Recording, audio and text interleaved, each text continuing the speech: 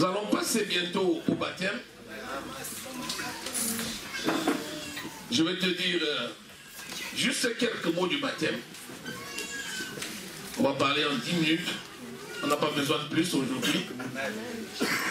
Et puis derrière, nous allons naturellement apporter les offrandes.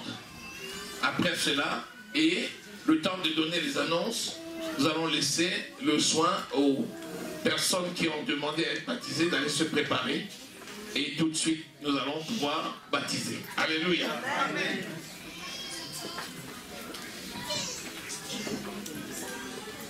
Aujourd'hui, nous parlons de baptême d'eau. Et je remercie tous nos frères et sœurs qui ont volontairement manifesté le désir d'être baptisés. C'est chacun qui désire le baptême.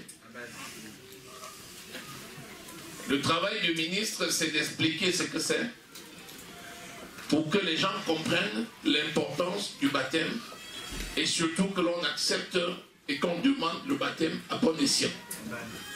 Nous nous appuyons sur les expériences du passé.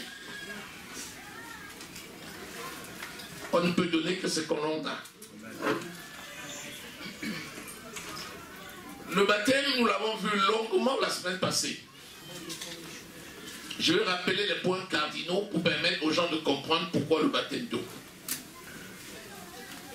Nous allons lire Romains au chapitre 6, c'est 4. Les versets 3 et 4. Romains au chapitre 6, versets 3 et 4. Ignorez-vous que nous tous qui avons été baptisés en Jésus-Christ, c'est en sa mort que nous avons été baptisés? Point d'interrogation. Ignorez-vous? Si quelqu'un ne le sait pas, maintenant tu le sais. Tous ceux qui sont baptisés d'eau, c'est en la mort de Christ que nous sommes baptisés. Et comment? Le verset 4. Nous avons donc été ensevelis avec lui par le baptême en sa mort, afin que, comme Christ est ressuscité des morts par la gloire du Père, de même aussi, comme Christ, nous marchions en nouveauté de vie. Amen. Alléluia. Amen. Il n'y a pas deux sortes de baptême. Il y a un seul baptême. Ce baptême-là se décline en deux. À l'intérieur, dans le cœur de la personne, et à l'extérieur, dans l'eau. Le baptême d'eau, c'est l'expression extérieure du baptême du Saint-Esprit. Le baptême du Saint-Esprit se fait dans le secret du cœur. Lorsque nous recevons l'évangile qui est la bonne nouvelle. Et je vais rappeler la bonne nouvelle. On n'a pas dit la mauvaise nouvelle. On a dit la bonne nouvelle. Si elle est bonne, c'est parce qu'elle donne la vie. La bonne nouvelle donne la vie. Et la bonne nouvelle, parce qu'elle est la solution à un problème qui existait. Cette bonne nouvelle, c'est quoi? C'est que le monde entier, sans exception, par le péché de Adam et Ève, a péché. Et le monde entier, né du premier Adam, a hérité de la malédiction qui est entrée dans le monde par la désobéissance de Adam et Ève dans le jardin. Et par leur désobéissance, l'homme Adam premier, qui au départ était fait pour vivre éternellement avec Dieu, a perdu la face de son Père à cause de la désobéissance. Le monde était donc plongé dans le noir et le monde était perdu. Mais Dieu est amour. Amen. Amen. Il a corrigé ça. Comment? Il a envoyé sa parole. Jean au chapitre 1er. qui nous dit, la parole a été faite chair, le verset 12. Et cette parole, c'est Jésus qui est né au travers d'une vierge. C'est le seul dont on décrit la naissance par la vertu du Saint-Esprit.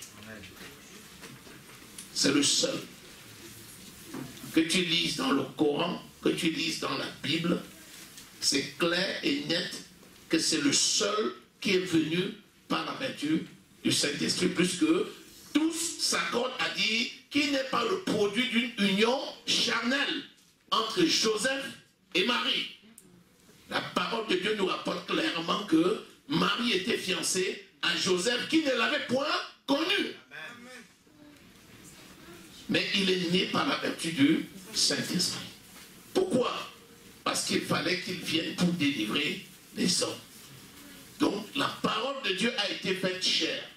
Et Jésus est venu au travers d'une vierge. Il est mort à la croix du calvaire. Son sang qui a coulé a ôté la malédiction qui condamnait le monde. Le Seigneur Jésus a été enterré. Il est resté dans le tombeau 3 jours. Et le 3e jour, Dieu le Père l'a ressuscité des morts par le Saint-Esprit. Et il est vivant. Amen. Elle n'est pas belle cette histoire-là? C'est pas la bonne nouvelle ça? Est-ce qu'il y a des nouvelles plus bonnes que ça? Si tu as remarqué, il n'a pas tenu compte du péché de quelqu'un. Il l'a accompli pour tous sans exception. Je veux que tu retiennes ce qui s'est passé. Parce que c'est tout ce qui te retiendra au moment où Jésus va t'appeler pour te donner des récompenses. Je te dis d'avance ce qui va se passer. Le jour où nous serons au banquet de l'agneau, quand le maître va ouvrir les livres pour donner les récompenses, il y a un critère. Le premier critère sera l'évangélisation. C'est le premier critère. Celui qui aura fait des nations des disciples, celui-là, il aura la place privilégiée auprès de Jésus. Amen. Et donc je veux que tu retiennes bien ceci. Malgré le péché de Adam, Dieu m'a tant aimé qu'il a envoyé sa parole faite chair, Jésus. Jésus est venu au travers d'une vierge sur cette terre pour moi. Il a été crucifié. Et son sang qui a coulé sur la croix a enlevé la malédiction qui me condamnait. Il a été enterré. Dieu le Père l'a ressuscité des morts par le Saint-Esprit le 3e jour. Et maintenant, Jésus est vivant. Il est à la droite de Dieu le Père et il intercède en ma faveur. Si tu gardes ça, ton paradis est clair. Amen. Si tu gardes ça, ton paradis est clair. Moi, je te le dis. Et si tu as remarqué, c'est tellement simple. C'est si simple que certaines personnes disent que si c'était que ça. Ce n'est que ça. Après, naturellement, il faut marcher selon la parole. Et ça, c'est pas la force. Non, c'est par l'esprit. Amen. Alléluia. Amen. Donc, à la limite, je dis, garde d'abord la nouvelle naissance et fais confiance au Saint-Esprit pour t'aider à marcher selon la parole. Maintenant, voilà ce que tu as cru dans le cœur. Si quelqu'un n'avait pas encore cru jusqu'à ce matin-là, quand je parle là, pendant que je parle, crois dans ton cœur. Alléluia. Amen. C'est simple, hein? C'est aussi simple que ce que je te dis là. C'est pas compliqué parce que Christ n'est pas allé à la croix pour rien. Christ est parti à la croix justement pour simplifier les choses, de telle sorte que ce soit accessible à tout le monde sans exception. Maintenant, quand tu crois dans le cœur, tu es justifié, c'est-à-dire déclaré non coupable. Ça c'est Romains au chapitre 10. Vous lisez le verset 9 à 10 qui te dit que si tu crois à cette bonne nouvelle, Satan ne peut plus te condamner. Quelqu'un ne peut plus te condamner. Ça c'est important.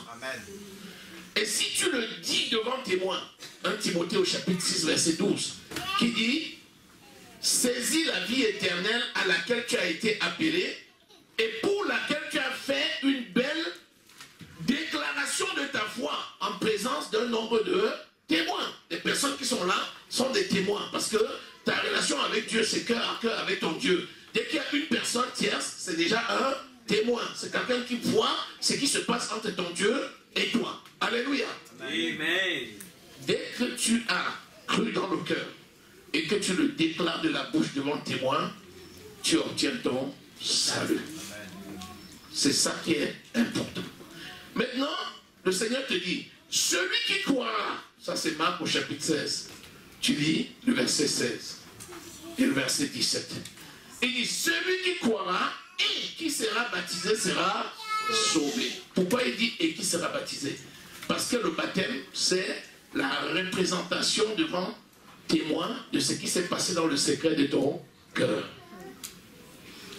Voilà l'eau. L'eau qui est en train de couler dans la piscine là, c'est la représentation du tombeau de Jésus. Amen. Quand tu es plongé dans l'eau, c'est la représentation du corps de Jésus qui était dans la tombe. Amen. Et quand tu sors de l'eau, c'est la représentation de Christ ressuscité des morts pour marcher en nouveauté de vie. Est-ce que quelqu'un retient cette séquence? Est-ce que quelqu'un a retenu ça? Amen. Nous avons donc été ensevelis avec lui. Quand tu es plongé dans l'eau, tu es enseveli avec Christ. Tu montres ce que tu as cru dans ton cœur en allant devant les gens et en acceptant d'être enseveli. Quand tu es sous l'eau, tu es enseveli avec Christ. Par le baptême en sa mort, afin que comme Christ est ressuscité des morts, par la gloire de Dieu, parce que c'est par l'Esprit de Dieu que Christ est ressuscité des morts, et donc, lorsque tu sors de l'eau, c'est le symbole de la résurrection. Et tu montres donc aux gens que j'ai cru dans mon cœur, et je montre ce que Christ a fait pour moi. Il a été enseveli, on te plonge dans l'eau, ensuite il est ressuscité pour marcher en nouveauté de vie. Amen. Tu comprends donc que le baptême, c'est l'immersion. Baptême veut dire en grec baptizo. Baptizo veut dire plonger dans, immerger. Alléluia. Amen. Donc, toi qui vas aux eaux du baptême, tu as décidé devant nous tous ici considérés comme étant des témoins que tu allais nous faire la représentation de ce que Christ a fait pour toi et que tu as cru dans ton cœur. Ainsi, nous allons voir physiquement ce qui s'est passé dans le secret de ton cœur. Est-ce que quelqu'un a saisi? Amen. Le baptême, c'est donc un témoignage. Le baptême ne ôte pas les souillures du corps. 1 Pierre au chapitre 3, verset 21. Le baptême ne ôte pas les souillures du corps. Mais la puissance du baptême réside dans quoi? Ça réside dans la compréhension que tu as et dans l'obéissance que tu apportes. C'est pourquoi lorsque tu vas aux eaux du baptême, tu vas remporter encore des victoires sur lesquelles jusqu'à là tu n'avais pas encore de force. Amen. Alléluia. C'est pour ça que quand tu acceptes le baptême, tu as ainsi témoigné que ton Père, c'est celui qui est dans les cieux. Amen. Et que Jésus est ton Seigneur. Amen. Et Sauveur. Amen. Alléluia. Est-ce que quelqu'un a bien compris? Est-ce que quelqu'un a bien compris? Amen. Bien sûr, pour aller au baptême, il faut d'abord croire. Puisque si tu ne crois pas dans ton cœur, comment tu vas aller te baptiser? Donc je parle du principe que celui qui m'écoute a et qui reçoit Christ dans le cœur a cru. Alléluia. Amen. Maintenant, il est qualifié pour aller aux eaux du baptême. Si le bébé là vient me dire, non, j'ai vu tu as plongé quelqu'un dans l'eau, plonge-moi aussi. Je vais lui dire, bébé, explique-moi ce que c'est. Il va rire, je vais lui dire, grandis d'abord. Après tu vas m'expliquer, je vais le faire pour toi. Amen. Tout simplement parce que, n'ayant pas encore la compréhension, il ne peut pas encore comprendre la signification. Et là, je vais plutôt le présenter au Seigneur, je vais lui laisser le temps de grandir, et le jour où il pourra m'expliquer, je vais le faire pour lui. Alléluia. Amen. Un autre va le faire à 8 ans, un autre va le faire à 10 ans, un autre le fera à 15 ans. Qu'importe. Laisse le temps aux gens d'être capables de comprendre ce qu'ils font et de dire, je désire le baptême, en ce temps tu lui donnes le baptême. Mais attention, si vous avez remarqué, ce que je dis là, on n'a pas besoin de 4 jours pour apprendre ça. C'est pour ça que des gens peuvent être baptisés le jour même quand ils ont cru. Il m'est déjà arrivé d'être en train de baptiser. Et puis quelqu'un dans la salle me dit, moi aussi je me baptise maintenant. J'ai dit, trouvez-lui rapidement une culotte là, trouvez-lui rapidement quelque chose là. Et je le baptise. Ça m'est arrivé. Et oui. Ça m'est même arrivé plusieurs fois. Alléluia. Je suis allé à un symposium dans un hôtel une fois avec un confrère à Reims. Et puis j'ai bavardé avec lui et je lui ai prêché l'évangile. Il a été tellement touché. Je suis arrivé dans la chambre d'hôtel. Il est venu dans ma chambre et me dit, baptise-moi. Il dit, ah bon? Il me dit oui. J'ai dit, mais gloire à Dieu. J'ai rempli la piste, j'ai rempli la baignoire et je l'ai baptisé. Alléluia. Oui, ça peut se faire immédiatement.